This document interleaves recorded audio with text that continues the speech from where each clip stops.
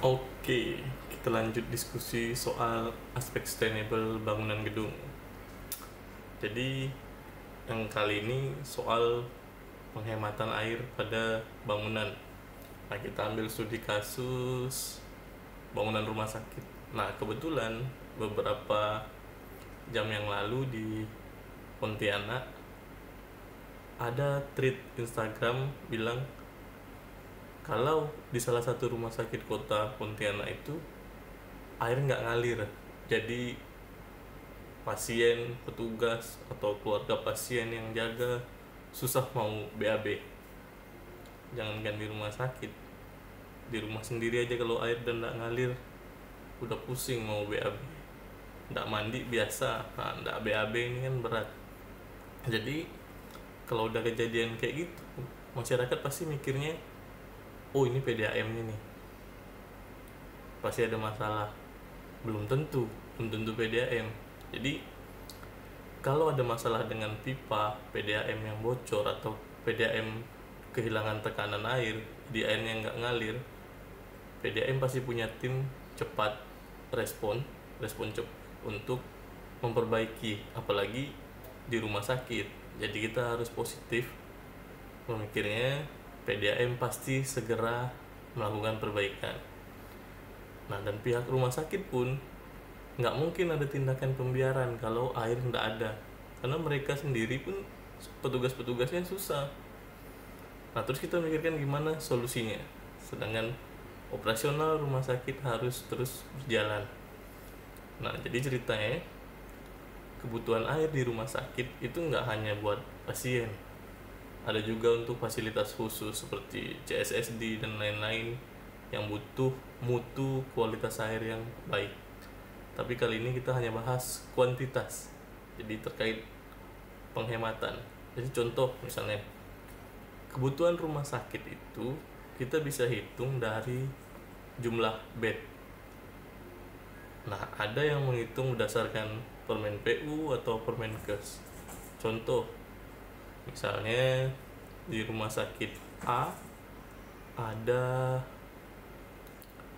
200 bed tempat tidur. Nah, kebutuhan air untuk satu tempat tidur berdasarkan Permen PU contohnya adalah 60 liter tempat tidur per hari. Jadi kira-kira dari tempat tidur aja itu butuh 12 kubik per hari. Nah, dari mana suplai 12 kubiknya? Mungkin dari PDAM atau sumur bor dan lain-lain.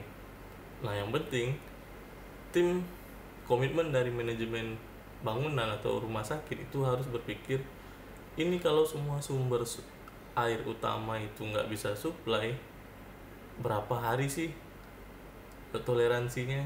Nah, misalnya kita udah tahu kebutuhannya 12 kubik, kalau kita butuh waktu cadangan 4 hari, berarti rumah sakit harus buat bak tampungan, mau reservoir, ground tank, itu sekitar 4 kalinya, berarti 48 kubik lah ya. Nah, kalau kurang berarti ya berkurang masa toleransinya. Misalnya hanya 30 kubik, ya 2 hari lebih. Artinya setelah hari ketiga ya harus cepat-cepat cari opsi untuk suplai air tambahan. Nah, bagaimana aspek penghematan air biar penggunaannya berkurang, operasionalnya hemat air? Jadi yang pertama, tim pengelola gedung, tim manajemen pengelola gedung itu harus selalu ngecek meter air. Jadi harus diaudit terus meter airnya. Ini penggunaannya rata-ratanya sama nggak per bulan, atau ada nggak fluktuasi yang kelihatannya sangat tinggi, berarti kemungkinan ada kebocoran di salah satu pipa. Nah, itu harus cepat, jadi dikontrol dari meter air. Nah, kemudian di ruangan-ruangan itu pasti ada keran. Nah, rumah sakit kalau ada tujuan untuk melakukan penghematan air, dia udah harus mikir nih, harus ngerubah jenis keran. Misalnya pakai keran aerator. Keran aerator itu dia menggabungkan udara dengan air, jadi percikan air yang keluar dari keran itu berkurang. Jadi mungkin bisa penghematan 10%. Nah, ada jenis keran lagi tuh yang kayak jenis push step. Jadi keran ini setelah dipakai dia bisa nutup sendiri. Nah, dia bisa menghemat air 50% dari keran konvensional. Dan dia juga menjaga kalau pasien, petugas atau keluarga pasien lupa nutup keran, dia nutup sendiri. Bisa menghemat air lagi. Nah, keran yang terakhir tuh contohnya keran sensor. Kalau kita ke mall-mall yang mewah itu cuma letakin tangan di bawah, airnya keluar. Habis itu mati sendiri. Nah, itu diklaim dia bisa hemat 70%. Jadi walaupun reservoirnya kurang karena kita ada penghematan di operasional lah, mungkin jadi bisa punya cadangan air yang lebih banyak. Belum lagi cadangan air yang ada di rumah sakit itu harus disiapkan buat landscape-nya, nyiram tanaman di landscape, terus misalnya di ruangan laundry atau di tempat kantin. Nah, yang paling penting cadangan untuk hidran kebakaran atau kalau pakai sprinkler. Nah, habis keran itu kan pasti ada toilet tuh. Nah, toilet kita sarankan lu udah harus pakai yang dual flush. Nah, yang dual flush itu udah bisa menghemat air. Nah, setelah udah diganti dual flush, hemat lagi dari keran, hemat dari kloset, hemat. Nah, kemudian untuk mandi, kalau pasien atau keluarga pasien mandi kalau pakai bak, nah itu nggak efektif, itu buang-buang air lah. Nah, ada anggaran gantilah pakai shower. Nah, cari yang flow rate-nya misalnya aliran shower itu 6 liter per menit. Anggaplah rata-rata mandi kalau nggak main HP, anggaplah mandi 6 menit juga lah. Jadi kalau showernya 6 liter per menit, terus kita mandi 6 menit, nah kita hanya ngabisin air tuh sekitar 36 liter sekali mandi. Tapi kalau misalnya kita pakai gayung, pakai bak, itu bisa 100 liter lah, atau 75 sampai 100 liter. Nggak terasa tuh cedok. Nah, itu aja bisa menghemat air mungkin ya 40% gitu. Nah, kalau nyiram tanaman misalnya, terus yang landscape tadi udah shower, landscape bisa awalnya sering nyiram, petugasnya nyiram pakai selang, gantilah pakai sprinkler yang otomatis. Nah, setelah otomatis berapa menit, sprinklernya di spek yang jarak berapa diameternya, terus mati sendiri. Nah, kemudian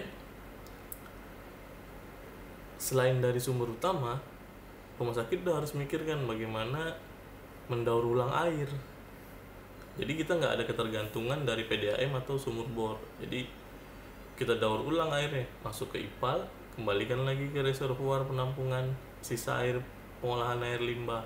Nah, dimanfaatkanlah untuk cuci, kakus, dan lain-lain. Nah, itu bisa mengurangi ketergantungan. Terus pembayaran rumah sakit lebih hemat ke PDAM. Terus kalau pakai sumur bor, misalnya jadi nggak pakai sumur bor, nggak perlu lagi ngurus izin, karena sekarang sumur bor udah harus ngurus izin. Nah, selain itu, habis itu air hujan. Nah, kalau kota Pontianak kan curah hujan tinggi tuh, ya manfaatkanlah, tampunglah air hujannya sebagai suplai. Jadi selain sumber utama PDAM sumur bor, disuplai lagi pakai air hujan, daur ulang limbah. Terus satu lagi ada yang bisa lagi, air buangan AC, kondensasi AC. Nah, itu bisa dimanfaatkan untuk sumber air bersih alternatif. Jadi kalau udah semuanya ditampung, positifnya itu kemana-mana tuh. Misalnya jaringan drainase kawasan rumah sakit pun akhirnya kecil, nggak terlalu besar. Oke. Nah, itu upaya-upaya penghematan pada bangunan gedung. Jadi setelah tahu masalahnya di mana, ya mulailah manajemen gedung berbenah untuk penghematan air. Masalahnya pasti bilang mahal, butuh anggaran. Ya nggak apa-apa, dikalkulasi aja faktor ekonominya. Kalau ini diganti investasi awal sekian, tapi bisa hemat bayar rekening PDAM, bisa hemat, bisa kendala-kendala seperti air nggak ngalir, akhirnya pasien dan petugas susah BAB bisa teratasi. Jadi ya opsinya balik lagi ke manajemen gedung. Jadi mungkin sekian, jadi upaya-upaya untuk melakukan penghematan pada bangunan gedung existing.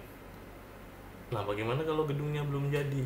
Nah, rencana penghematan air kalau belum jadi itu sudah mulai direncanakan pada tahap konsep. Mau pakai instrumen bangunan gedung hijau atau green building, terus instrumennya Green Sheet punyanya Green Building Council Indonesia, silahkan. Jadi jangan nunggu bangunannya jadi baru dilakukan perencanaan penghematan. Rencanakan aja mulai dari gedungnya belum jadi. Jadi desain yang keluar, DED yang keluar itu udah kelihatan, oh ini hemat penggunaan air, syukur-syukur bisa hemat energi. Nah, mungkin itu diskusi sesi ini. Tahap selanjutnya kita cari topik yang menarik, atau kalau kawan-kawan mau ada request topik ya komen aja. Oh, kita bahas soal energinya, ya oke, kita coba cari bahasan tentang energi. Jadi terima kasih, sampai jumpa di diskusi selanjutnya.